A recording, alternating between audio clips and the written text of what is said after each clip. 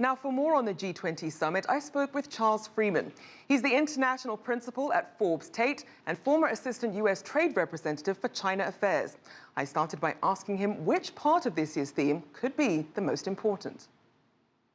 I think from the China side, it will be on innovation.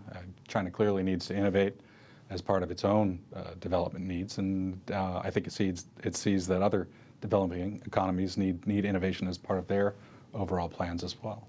And do you think any one of those can stand alone, or do they all need to work together? I think they need to work together, clearly. But part of it is just China's effort, I think, to make sure that it's perceived as a positive player, a constructive player in global governance, and they certainly understand from their own experience what developing economies want. Well, obviously, each government has their own strategy, their own plans for how they want to tackle their economy. So then what do you see as perhaps the biggest challenges in reaching that goal of those themes?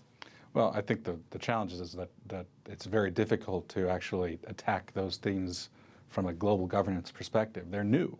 Talking about innovation in this kind of setting is new. Innovation has traditionally been thought of by a lot of economies as something of a competitive self-interest. And so to talk about it in broader terms is new and different. Now, speaking of trying to find consensus, we did see that finance ministers identified some areas where they really want to see global consensus, whether it's comprehensive policies to boost growth or perhaps managing foreign exchange rates. So what are the chances that at the end of this summit, we actually see some consensus? I think you'll see some consensus on the need to make sure that people don't get out ahead on exchange rate policy in order to stimulate their own economies. And so I think if nothing else, that sort of quiet shaming of those that might want to turn to kind of beggar thy neighbor currency policies will come out.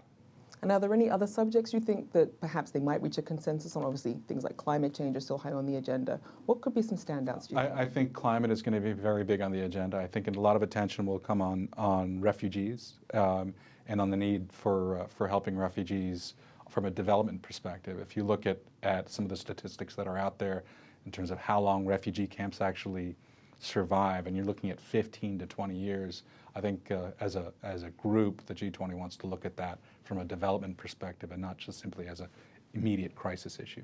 Now, one thing that's obviously taking a toll, as you mentioned, the global crisis, you also have this issue of the balance of power, how that's been shifting in the G20.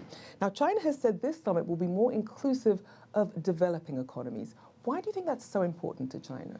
Well, I think China's always seen itself as a bit of a leader in the developing world. Maybe leader is too strong, but certainly a spokesperson for the developing world. And so trying to maintain that position vis-a-vis the developing world is very important to them.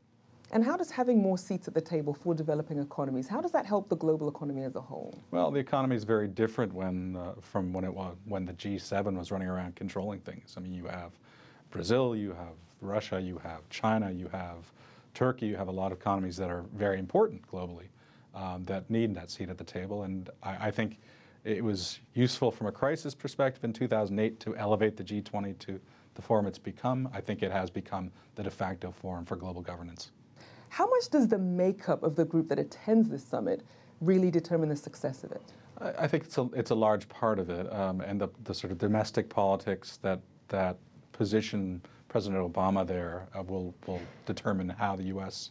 role is perceived, and certainly when you have a very, very new person like the Brazilian president coming in, it changes. But this is obviously a very good chance for the different countries and their leaders to get together and make sure that they have some sort of personal relationship. So, even just the bilateral side meetings are as important as the group meetings as a whole.